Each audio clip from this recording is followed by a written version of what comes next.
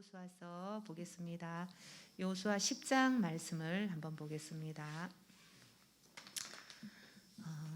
여호수아가 이제 전쟁의 그러한 이제 한가운데 있습니다.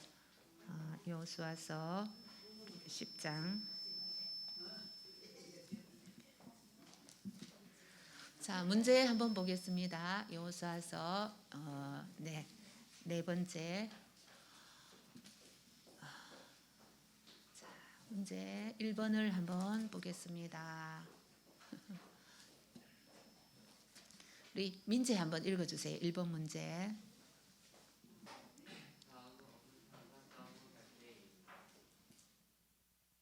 일인가?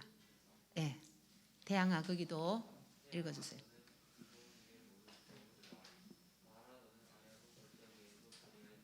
아멘. 네.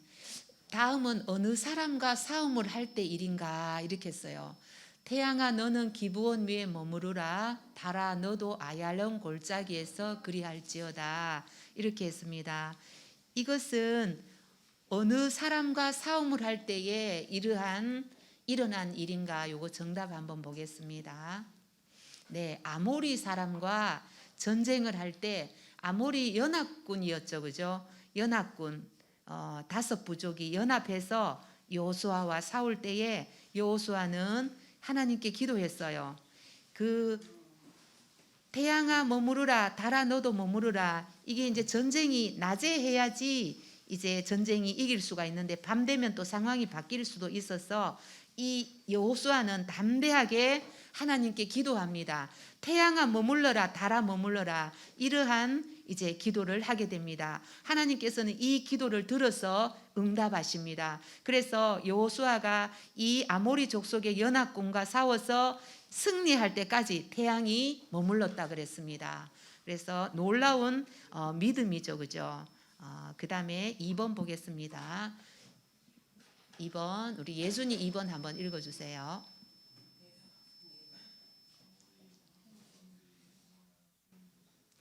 네, 아모리의 5왕 연합국이죠, 그죠? 가나안족의 연합군이 이제 5왕들이 결국은 여호수아와 이스라엘 군대에게 패하여서 도망을 가서 한 구석에 다 한꺼번에 다 들어가 있습니다. 한꺼번에 다 들어가 있는데 여기서 숨어 있는 곳이 어딘가 정답 한번 볼게요.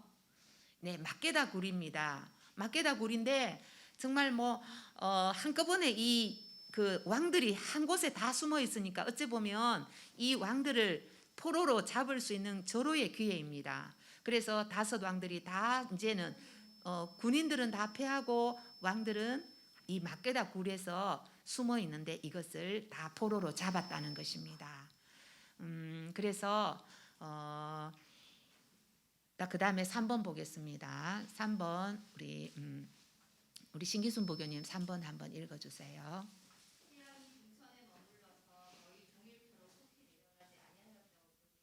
네, 태양이 머물러서 중천에 머물러서 정말 이거는 초자연적인 일이죠, 그죠? 과학자들은 이것을 이런 태양이 멈추면은 지구가 이게 생태계가 교란되고 이렇게 이제 난리가 난다. 도저히 있을 수 없는 일이다. 그렇지만 성경은 초자연적인 성경입니다. 기록입니다. 그래서 태양이 종일토록 머물러서 내려가지 않았다. 이것이 기록이 되어 있다는 거예요. 이 책의 이름은 무엇일까? 한번 볼게요. 정답은 야살의 책입니다. 야살이라는 것은 이 야살은 이 뜻이 정직한 자, 의로운 자 또는 바른 자 이런 뜻입니다. 그래서 이 야살의 책이 뭐에 기록됐나 하면은 이 야살은 이스라엘의 역사 속에 나타난 영웅들의 서사시나 서정시 그리고 이스라엘의 전승을 담고 있다는 것입니다. 이 성경에서는 이 야살의 책에 기록되었다는 데 것이 2군데 나옵니다. 여기 여호수아서에 요 야살의 책에 기록되었더라 여기 나오고 또 사무엘 하에 보면은 이 다윗이 친구였던 그런 요나단이 죽었을 때 이제 활의 노래라 그러면서 이 야살의 책에 다윗의 노래가 기록되어 있다고 성경은 나오고 있습니다. 그 다음에 또 한번 보겠습니다. 4번 넘어가서 우리 우리 김순자 성도님 4번 문제 보고 있나요? 4번 눈이 안 보여요. 네. 현부교님 4번 한번 읽어주세요.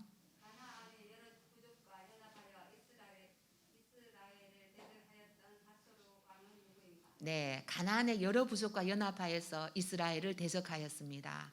이 하솔의 왕. 이제 가나안이 이제 결국은 이스라엘 사람들이 들어가서 정복해야 될 땅입니다.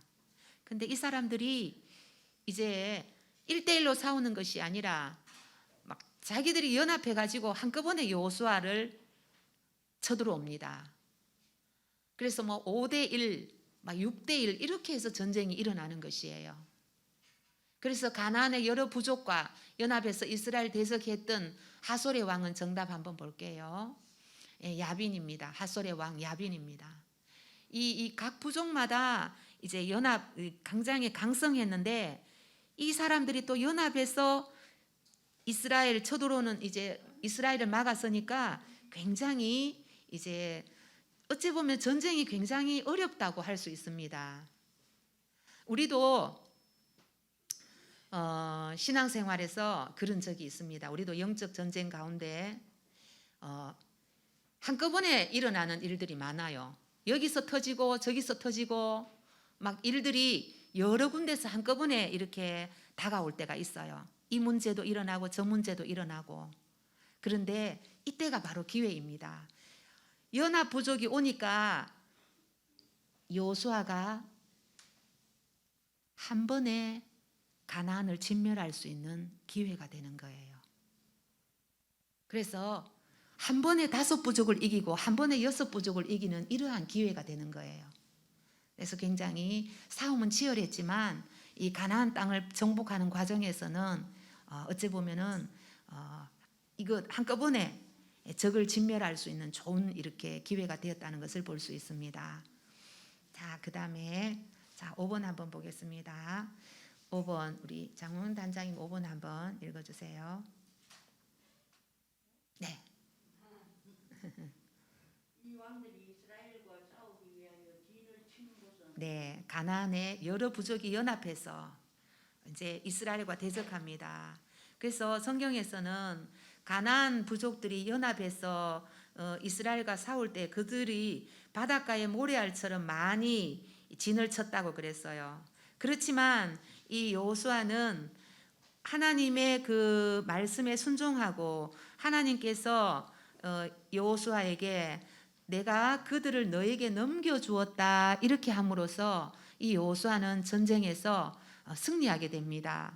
그래서 이들이 5번에 보면은 5번 문제 한번 볼게요. 왕들이 이스라엘과 싸우기 위해서 바닷가에 모래알같이 진을 친 장소는 어디일까? 요거 한번 볼게요. 정답 메론 물가입니다.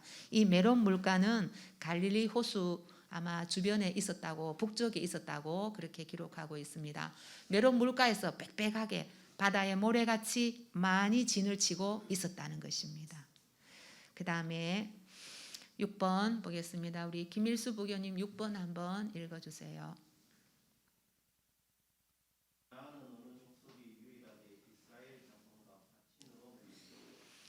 어느 족속이 유일하게 다른 족속은 부족은 다 진멸하고 승리해서 땅을 빼앗았어요. 땅을 이제 믿음의 땅으로 빼앗았는데 한 부족은 화친으로 빼앗지 못했어요. 우리 지난 시간에 나왔었어요. 여기 정답 볼게요. 히위족인데 요거는 기브온족입니다. 뭐 관로 해갖고 기브온이라고 하면 되십니다. 히위족 중에서 뭐 기브온 족속입니다. 화친을 맺었던 멀리 이 사람들이 변장을 해서 화친을 맺었던 족이 이 히위족 외에는 다 진멸을 했다고 볼 수 있습니다. 그 다음에 7번 한번 보겠습니다. 7번 이스라엘 자손의 땅에는 아낙 사람들이 하나도 남지 않았지만 남아있는 3곳 중에 아닌 것은 이렇게 했습니다.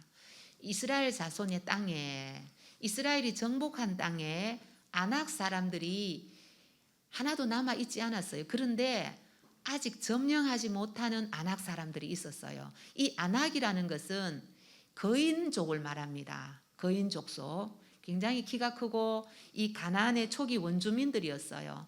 이들을 이제 남아 있었어요. 이거 세 곳 중에 아닌 것은 정답은 한번 볼게요. 2번 안악입니다. 이제 결국은 거인들이 남아 있는 곳이 가사, 가드, 아스돗인데 요거는 작은 땅이지만 후에 이들이 블레셋으로 남아 있어서 이스라엘을 계속해서 괴롭혔던 족속이 바로 이 가사, 가드, 아스돗 사람입니다. 후에 강성해져 가지고 이들이 땅은 적었지만 이들이 강성해져 가지고 나중에는 이스라엘이 멸망할 때까지, 다윗 때까지 계속해서 블레셋이 이스라엘을 괴롭히는 그러한 족속이 되었습니다. 우리 이 거인족에서 가장 우리가 알고 있는 사람이 하나 있어요. 거인족. 누굴까요? 거인족. 키가 9척이나 되고 거인족이 바로 다윗과 싸웠던 골리앗입니다. 이 골리앗이 바로 이 가드 족속이요 가사 사람이었습니다. 그래서 우리가 이 정복하지 못하고 남겨두었던 이러한 것들이 우리의 믿음에서 굉장히 우리를 위협하는 존재가 될 수도 있습니다. 자, 그다음에 8번을 한번 보겠습니다. 8번 여호수아와 이스라엘 자손들이 멸한 요단 서편의 왕들의 순서를 바르지 못한 것은 했습니다. 우리 성경 12장 한번 볼까요? 12장 한번 여호수아 12장 한번 넘겨줘 보세요. 12장에 보면은 이 여호수아가 싸움에서 이긴 점령한 왕들의 이름이 나옵니다. 정말 놀랍죠, 그죠? 여호수아가 이스라엘 백성과 전쟁을 해서 이러한 많은 왕들을 이기고 승리하고 나갔던 것이에요. 그래서 여호수아 여기 이제 순서를 보면은 자 8번 문제 한번 볼게요. 정답부터 한번 볼게요. 이거는 게셀 하솔 무기도인데 이것이 중요한 게 아니고 여호수아와 이스라엘 자손들이 하나님의 명령에 따라서 전쟁해서 얼마나 많은 승리를 거두었다는 것을 우리는 여호수아를 통해서 볼 수 있습니다. 땅을 차지한 거죠, 그죠? 땅을 차지했다는 거. 이 땅은 하나님을 알지 못하는 땅이었어요. 그런데 믿음의 사람들이 그 땅을 정복해서 그곳에 살면서 하나님을 예배하는 그러한 땅이 되었다는 것이에요. 그리고 자 9번에 한번 볼게요. 여호수아가 정복한 왕들은 모두 몇 명의 왕인가 이렇게 했어요. 여호수아가 정복한 왕들은 모두 몇 명이었을까? 정답 여기 아까 나왔죠, 그죠? 31명이었습니다. 이 31명의 왕을 이제 정복하고 땅을 이겼는데 여기서 저 2번 전쟁을 한 곳이 있어요. 2번 전쟁을 한 곳. 한 번만에 이기지 못하고 2번 만에 이겼던 곳이 있어요. 아이성이죠, 그죠? 아이성에서 아간의 범죄로 말미암아서 그 전쟁에 이기지 못했습니다. 그리고 이 땅을 이제 다 정복 30명의 왕들은 한 번만에 싸워서 다 땅을 이겼습니다.